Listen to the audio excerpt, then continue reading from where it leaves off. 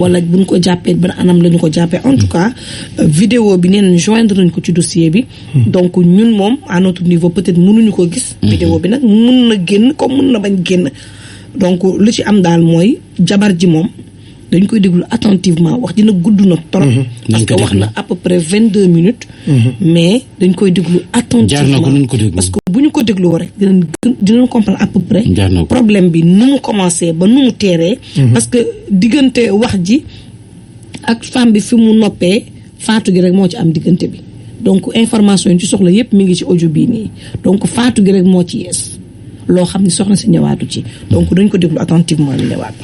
waaw dañu ñëw sama kër 8h du matin bi ñu ñëwee 8h du matin ñu fëgg ñun ñu dëgg kuy fëgg ñu insister quand ils ont insisté nit ki fëgg na lu yàgg nous on n'a pas ouvert moi j'étais dans la chambre et François était au salon allongé di seetaan téléem ñu fëgg lu yàgg mu ne mais kookal la c'est qui ñu ne ko ñun la dañu soxla woon madame mu ne leen yéen kan ñun madame lañu soxla madame daf leen jox rendez-vous déedéet man la El Hadj Ndiaye maa ko soxla woon moom mu ubbi bi mu ubbee ñu dugg bonjour Nio c'est la police centrale yow leen jël si mu ne leen police centrale man ngeen jël si waaw man ngeen jël si ci lan à propos de lan topp ñu mu ne leen non man ma ne leen attendez parce que c'est trop facile dëkk bi léegi dafa doy waar si li ma leen tontu ma ne leen attendez ma composé benn commissaire ma woo ko ma ne ko monsieur le commissaire dafa am ñu dugg sama kër ñu ne François la ñu jël si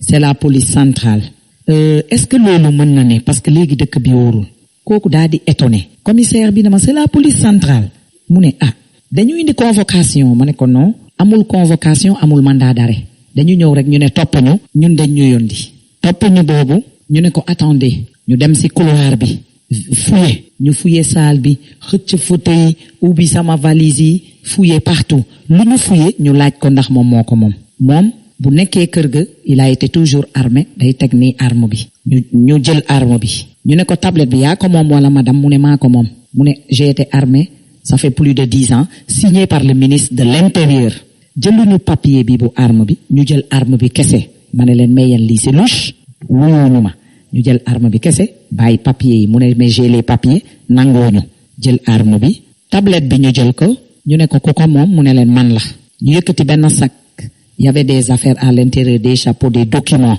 mu ne leen non lii bu madame la bu liggéeyam la jël nañu arme bi jël nañu tablette bi ñu ne sac bu noir bale mu ne moom laay liggéey ki ko ne dañ la jël si kooku yëkkati sac bi ils étaient 3 keneen ki ne ko non le sac c'est pas la peine mu ne non na indi sac bi. maintenant dama bëgg a xam ndax jour arrestation ñoom bu ñu ñëwee wax ñu leen lan moo leen andi ci kër gi. expliqué wuñu dara waxuñu lu leen indi expliqué wuñu dara c'est la police centrale yow la ñu jël si loolu lañ ci am. man bi ma toogee sama lal balaa mu leen di ubbi pour dire ñu ngi fëgg ci voisin bi en face donc il n'était pas sûr këram. fëgg nañu la dame a ouvert dañuy seet kii ils ont donné un nom dame bi ne leen non ki ngeen di wax dëkku fii ñun ñoo fi dëkk te ñëpp xëy nañu ñu fëgg en face. donc madame man su ma comprendre bu baax li nga wax donc ñoom ñëw nañu pour arrêter sa jëkkër François Mancabou mais sans pour autant ñoom ñu xam identité de la personne bi ñu voilà identité de la personne bu ñu ñëw jël ci ñoom xamuñu ko parce que dañ ko ne quel est donne-nous ton nom et ton prénom foofu sax man dama réagir ma ne leen yéen de lii doy na waar yéen ngeen ñëw pour arrêter nit moom mu ne ma calme-toi jarul ngay tàng ma ne ko non ñu ñëw pour arrêter nit ba pare ñu ne ko donne-nous ton nom ton prénom mu jox leen ñu ne ko date de naissance mu joxe mu ne leen 5 février 71 jox leen nom prénom bi ñu ne nom de la mère nom de ton père ñu continuer di fouiller am na benn paquet ci ngom bu ma tegoon ci table bi foofu dama réagir waa ji naan paquet bi lan la ma ne ko même si je posais la question à une de mes élèves dina xam paquet bi lan la moromam tontu ma ne ko da ngay fouiller c'est pas à nous de te dire fouiller nga xool mu yëkkati benn sac mu ne et ce sac là lan moo fa ne pour te dire que c'était bizarre François ne ko mes billets d'avion parce que lu muy toog Sénégal bëriwul mu xool mu gis y avait les billets d'avion. madame balaa ñoo jàll foofu léegi yow est-ce que mën nga wax mbokk internautes yi lay déglu kan mooy François sa fonction c'était quoi pourquoi moom ñooñu ñëw 3 inconnus yoo xam ne xamoo leen ñoom ki ñu ñëw arrêté sax xamuñu ko kan mooy François. ak lan moo tax ñoom ñu ñëw seen kër pour jël ko noonu yóbbu ko te kenn xamu leen quoi. François Mancabou est un garde corps rapproché depuis des années il a travaillé avec Cheikh Tidiane Gadio pendant 10 ans. Et je peux affirmer que il reste pas beaucoup ici au Sénégal. Il est tout le temps en mission. Même quand il a quitté Cheikh Tidiane, ça fait 10 ans, lu muy toog fii bëriwul. Ku ci enquête dina ci xam lu leer. Kuy François Mancabou ku ci enquête di nga ci xam lu leer quand tu fais les enquêtes, que ce soit à Dakar, que ce soit partout, que ce soit en France, que ce soit au Tchad, que ce soit à Singapour, partout, ils te diront qui est François Mancabou. D'accord moom wax nga ko say biir waa sànq mu nekkoon garde du corps Cheikh Tidiane Gadio ndax bu muy jógee ak Cheikh Tidiane Gadio amoon na benn problème boo xamante ne mu am na ko ak Cheikh Tidiane. demoon nañu ci yoon moom mu gagné procès bi. moom Cheikh Tidiane waaw Gadio moom Cheikh Tidiane Gadio yóbbu na ko ci yoon parce que quand ba mu arrêté fayu ko mu yóbbu ko ci yoon moom mu gagné procès bi parce que daf ko ne on a voyagé on t'a arrêté aux États-Unis man dam ci bëgg a set parce que je sais nu may liggéey ak yow je préfère te quitter dans 3 mois je te quitte ñu dem ba ñu egg a procès moom moo gagné procès bi mais fayu ko. lan moo nekkoon problème am entre moom ak Cheikh Tidiane Gadio problème bi lan la. François bu muy liggéey ak Cheikh Tidiane Gadio Cheikh Tidiane Gadio était le ministre des Affaires étrangères. François était son garde du corps rapproché. Liggéey na ak moom 10 ans. Quand ils sont partis aux États-Unis Cheikh Tidiane Gadio avait des problèmes. ñu arrêté ko aux États-Unis. biñ ko arrêté moom mon mari François est parti en France toog fa quelques jours et il est rentré. bi mu nekkee États-Unis nekk ci problème am buñ ko libéré mu ñibbisi la ko François ne man dans 3 mois je te quitte parce que li nga def adduna bi yëpp yëg na ko te man je travaille quitte avec ma conscience. liggéey naa le 10 ans mais dama lay wax ne dama lay quitter parce que man quand je travaille xam nga man je suis une personne digne. Je suis digne dans ce que je fais. Donc, je peux pas continuer à travailler avec toi parce que ce problème dafa délicat. C'est un problème délicat. Boo xam ne adduna bi ñëpp waxtaanee nañ ko. ëllëg mën naa si am problème. moo tax mu quitté ko. waa ci boobu jamono moom ñoom bu ñu quitté ci li nga xamante ne amicalement lañ quitté wala dañoo mujjee am benn procès boo xamante ne amoon. dañoo am procès dañu dem si procès parce que daf ko quitté fayu ko bu mu ko fayulee moom mu yóbbu ko ci yoon ñu dem on lui a carrément dit tribunal que moom moo daanu François moo gagné procès bi te François bu mu gagné procès bi ba tey fayu ko il n'a pas payé François. donc tey jii le même François boobu noonu ñu ñëw arrêté ko vendredi bi seen kër donc tey jii moom mu nekk commissariat bu central effectivement yow dem nga ko xool gis nga ne état bu mu nekk normal tey jii est-ce que mën ngaa wax suñu mbokku internet yi ban état nga fekk ki nga xamante ne moom mooy sa jëkkër. Quand on l'a arrêté à la police centrale le vendredi 17, moi je suis pas partie le premier jour. Je me suis dit je vais renseigner est-ce que dinaa am accès. C'était le vendredi 17. Le samedi 18, 23h30 du soir. 23h30 sama portable sonné comme du may fay sama téléphone ma jël mu sonné ma jël allo mu am ku ne yow de yaa ngi oo madame waaye uyul ma jël mu ne ko si décroché na mu ne ma ça va ma ne ça va rek mu commencé tu te rends compte ñu takkal ma ñu ne man maa kii si ay terroristes ñun ñooy dee engagé ñu ñun ñooy dee kii ay marche tu te rends compte ma ne ko calme-toi ma ne ko léegi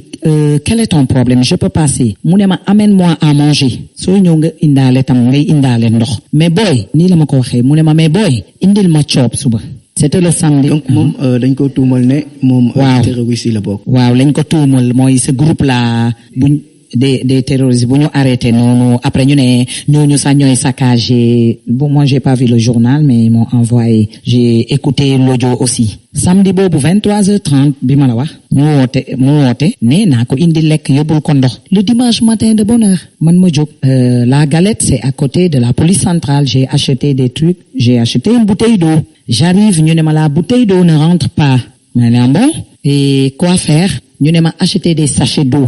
Il y a une boutique qui est à côté. Je connaissais la boutique depuis, à côté de la Galette. Je suis rentré dans la boutique. J'ai acheté des sachets d'eau.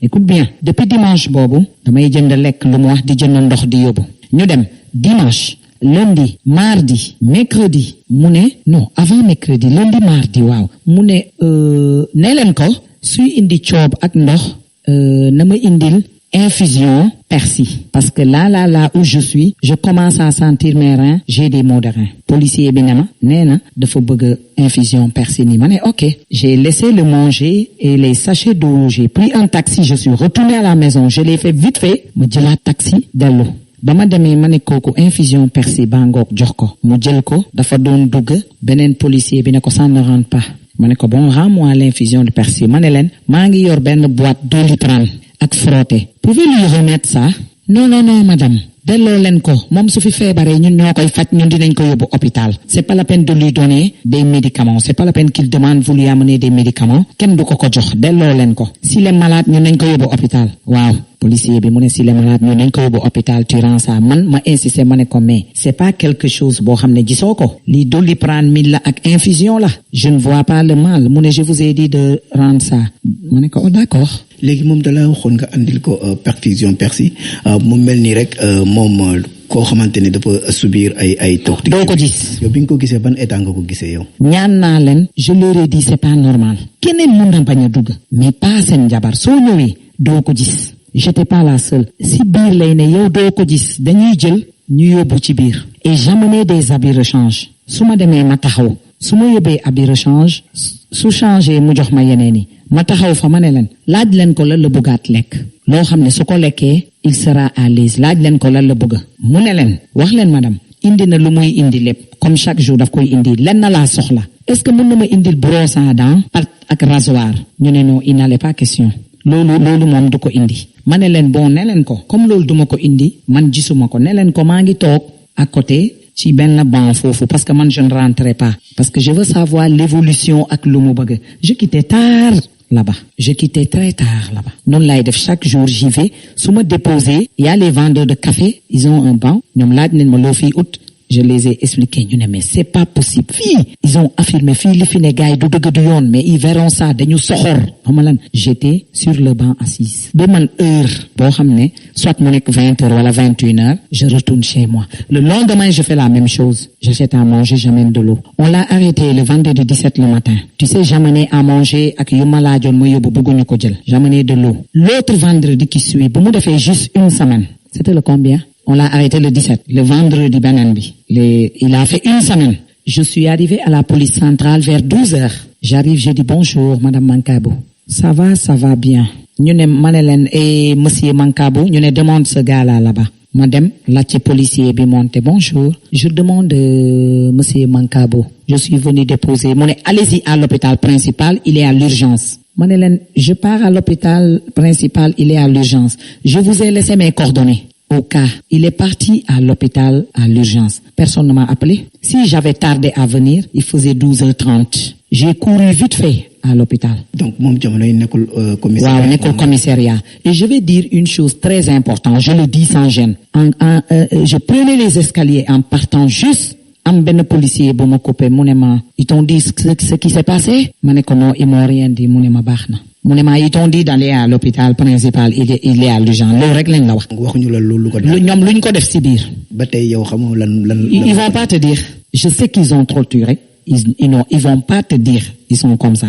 ma ne leen li ngeen def sama jëkkër. loolu xam naa ko yéen a xam li ngeen ko def. ba mu nekk urgence à l'hôpital principal c'est là que j'ai couru ma daw urgence. J'arrive à l'urgence, le médecin bi Montegat ma egg bonjour, je suis madame Mankabou, on m'a dit qu'il est à l'urgence. Je tourne de l'autre côté, je vois que toog ci chaise roulante, la tête inclinée, deret bi nekk ci moom, deret bi bëri. Il était à l'urgence mais il n'était pas dans une chambre. Non, on l'a sorti. C'est ce qui est grave. On l'a sorti. Xoolal loolu, il était dans une chaise roulante. J'ai dit ah Seigneur. Aussitôt, il y avait benn rouleau mouchoir bu rëy nekkoon ci banc bi. Ma ne madame, excusez-moi, je peux? Mu ne ma si, allez-y, pourquoi pas? Ma xotti di nettoyer. Il avait la tête inclinée. Était-il conscient à ce moment-là? Un peu conscient, il parlait moins. J'ai dit fan, mu ne gis nga luñ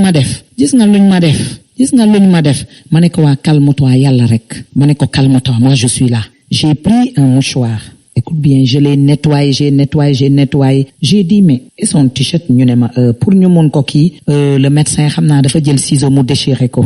Comme il était fatigué, j'ai nettoyé, j'ai vu ñu ñaw front bi, ñaw ci bopp bi ñu teg col bi sax muy dañ ma ne ñu teg col bi. Léegi moom expliqué na la qu'est-ce qui s'est passé. Gis nga dañ ma torturé. Tu vas le voir à l'hôpital, je te dis, tu rentres en ce moment il est très conscient. Daf lay ne gis nga dañ ma torturé mu ne ma ne leen duma ko nangu muy fippu mu ne man lañ doon torturé muy fippu mu ne mais lu tax ñu may def lii mu ne du gis nga luñ ma def. Moi je savais que d'habitude dans les polices ça se passe comme ça.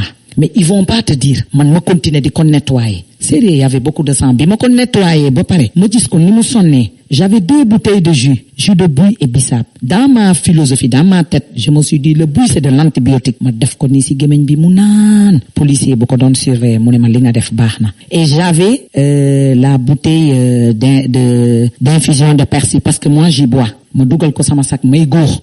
Comme je ne mange pas, j'ai pas eu le temps de manger, je suis fatigué may góor. Nu yàlla di def mu ngi woon sama sac. Aussitôt ma am réflexe bi. Am un vieux, c'est un blanc tubaab la bu fa toog ma gestu nii ma ne leen taas laa soxla ma xelli ba mu fees ma def ko mu naan chaise roulante boobu mu toog ñu ne bon auto police mu ngi ñëw dafay dellu police centrale ma ne leen ak souffrance am ni mu sonnee ñu ne waaw dafay dellu.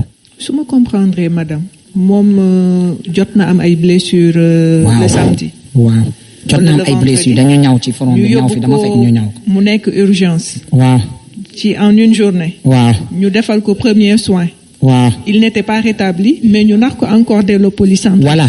Et quand il est arrivé à l'hôpital, ils ont pris le temps de le toucher. Un policier jeune, bu ko gunge mu ne on arrive à l'hôpital ñu ne leen kii dafa sonn ils ont pris le temps médecin bi mu ne dafa am urgence nañu patienter. Ils ont tardé à le soigner mbirumu yàlla rek gis nga. Ils ont tardé à le toucher mais il fallait voir le sang qui a coulé. moo taxit ku bëgg pour seede footuma yére boobu sandiwuma ko duma ko sandi parce que notre coutume duma ko sandi t-shirt baa nga fa deret bi dafa collé nii laa doon def le sang était coagulé ma fompa ma jël mouchoir bi kii oto bi ñëw ñu ne non la voiture vient dafay dellu police ma ne leen avec son état comme ça moi je veux voir le médecin ñu ne non il retourne yenn ñi soxor ma ne leen yenn ñi nag soxor la carrément ñu delloo ko police allongé ko ci benn fauteuil mu ne je ne sens pas mon cou, je ne sens pas mon cou. Depuis l'hôpital, j'ai demandé l'appareil pour mon cou. Je ne sens pas mon cou, je ne sens pas les pieds. Je vous ai demandé l'appareil. Si jamais je meurs, je demande, vous me négligez. Rek man ma daa di génnee sama frotté. Ma frotté baat bi, mu ne ma frotté main droite bi, main gauche bi, les doigts, les pieds, baaraam yi et tout ma frotté ko yëpp. Mu teg bopp bi ma ne leen kii, il souffre. Moom mu ne yéen, cherchez-moi benn oreiller. Parce que là je souffre policier bi dem ut benn oreiller ñëw teg oreiller bi ci boppam bu ma dawee ma dem jënd garab yi pour ñëw defaral ko ma commencé def garab yi ma sentir moustique ma ne leen mais là où il est couché il y a des moustiques am policier bi monté woon il est bien mu ne fais-le rentrer dans mon bureau c'est climatisé mu dugal ko ci bureau mu ne ñu indi oreiller bi mu tegal ko oreiller bi ci fauteuil bi mu ne ma madame bi ngeen di indi rechange bi da ngay dee indi drap ma ne ko non loolu laa day fàtte mu ne ma yaa ngi yor rechange ma ne ko saye la police fii laa koy dee bàyyi demandé Dior su mu ñëwee damay dee gis un monsieur Dior ma ne demandé lui ñu ubbi rechange yi y avait 2 chemises plus caleçon tubéy ñu jël 2 chemises yi ñu muur ko xam nga la clim moom mu ne leen augmenter la clim ça va me faire du bien ñuy augmenter ko ñu yokk clim bi ñu muur ko ak 2 chemises yi fekk defaral naa ko garab il faisait minuit ma wàcc ci suuf ma ne leen la bouteille d'eau il restait un peu comme yéen fii mooy loolu dinaa wër parage bi pour xool na boutique tëjul may wàcc rek mu am ko ma ne le boutiquier ferme tard vas-y ma jëndaat beneen bouteille ndox bu ñu doon bañ comme dafa feebar nangu nañ ko ma yéegal bouteille ndox bi ma ne leen bii su jeexee je le connais moom il boit beaucoup ma bàyyi leen bouteille ndox bi ba léegi xam nga vendredi ci guddi la j'ai quitté la police centrale vers minuit et demi 1h moins je suis rentré le lendemain le samedi le matin 12h fekk ma fa bi ma dawee 12h fekk ma fa ma dem j'ai salué ma egg nuyoo et monsieur Mankabo il a du mieux ma ne leen war na dellu hôpital bu dee doo leen ko delloo man ma jël charge boobu même su doon yéen a ko arrêté ma xool clinique wala mu delluwaat hôpital ñu ne ma si disait il faut que mu delloo ko hôpital parce que sentiratul tànk mais il ne marche pas pour le moment il n'a pas commencé à marcher il sent pas ses pieds buñ ko delloo hôpital si lañ ko yóbbu directement réanimation boobu la nekk réanimation ba tey da ngay dem réanimation ñu teg fa benn policier bonjour ñun la ñu yónni may policier diw ma ne ok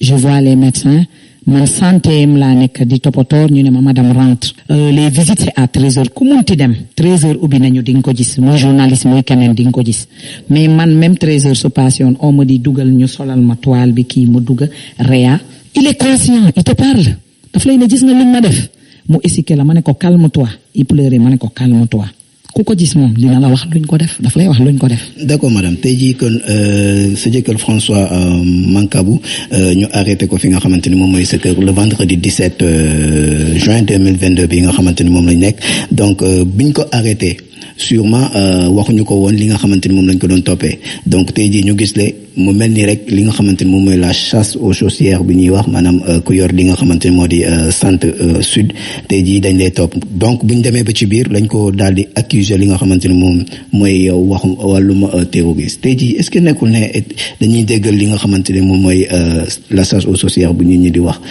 jamono yëpp par exemple le fait que ñi naan instant yi nii ku yor centre boo xamante ne centre Casa Senga voilà dañ lay jéem a sachet voilà di la laaj ndax foofu nga dëkk am dëkk fa est-ce que du loolu la ñi nga xamante ne ñoom ñoo ko arrêté du loolu la ñuy dëggal en quelque sorte. man pour man loolu la parce que j'ai vu képp ku nekk Casamance dëgg naa au début dañuy toog di naan yow rebelle nga parce que am na sax ku ñu arrêté woon dañuy ne yow rebelle nga moom il en est pour rien. déjà musul dem marche mu bokk ci ñoo xam ne dañ ko boole ñoom ñooy terroriste ñoom ñooy dem saccager mais il connaît pas ça s'il est au Sénégal une semaine nekku fi il peut s'absenter un mois temps yële il était en voyage il est rentré il me disait sax day préparer benn voyage te ku ci bëgg am lu leer boo doon enquête fu ne ils te diront ses collègues ñeneen sax dañ koy ne mais fan yow tu bouges tu voyages rek tu nous donnes rendez-vous mu ne leen muñ leen dinaa mës a toog moom mi sa toog na ba mu ne ma non man sama voyage yi dafa bëri mission je pense que il faut que je trouve une solution jéem a wàññi voyage yi ma ne ko mais ba tey c'est pas mal les voyages et du fi toog moom du toog fii lu bëri depuis des années du fi toog lu bëri. D'accord, merci beaucoup madame Coly tey jii sa kaddu bu mujj lan lay doon lan nga mën a wax li nga ñi nga xamante ni ñoom ñooy suñu mbokk internet yi. lu ma leen mën a wax mooy affaire bi métti na torop le fait que ñu takkal leen ñu sosal leen ay nit yu daan seen doole ça ne veut pas dire que qu'ils habitent en Casamance moo tax ñu leen di ne c'est des rebelles c'est des terroristes pour ce pays là nit ñi di def lu leen neex man dama ne affaire bi dañ koy suivre dañuy dem ba jeex du fi arrêté dañuy dem ba jeex maa ngi ñaan qu'il y ait un bon rétablissement santé mu jóg ak jàmm mais ça va pas finir man dama ne sax lii dañuy porter plainte ça va pas finir on va continuer c'est ce qu'on s'est vu avec ses parents son papa c'est vrai que santé d'abord yàlla mu ngi def de jour en jour muy am rétablissement il est conscient c'est vrai mais affaire bi dañuy dem ba jeex duñ ko bàyyi nii parce que je me dis que c'est trop facile ce pays-là c'est du n'importe quoi c'est trop facile ñëw salaamaaleykum yóbbu nit nga torturer ko def ko loo koy def nit ki feebar ci biir police bi jabaram indil ko garab nga ne non na ko delloo yéen ko feebar da ngeen koy faj ba mu egg à ce point de réanimation. jërëjëf madame.